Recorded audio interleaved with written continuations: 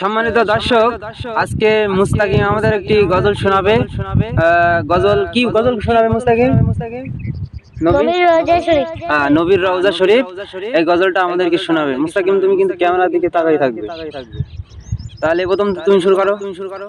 নবীর রোজা শরীফ দেখে মন ভরে না, নবীর রোজা শরীফ দেখে মন ভরে না, নবীর রওজা শরীফ দেখে মন ভরে না, দিদার দাও হে শাহে মদিনা, দিদার দাও গো শাহে মদিনা। ও গো মদিনাওয়ালা, ও গো কামনিওয়ালা, মদিনাওয়ালা, ও গো কামনিওয়ালা, করু তো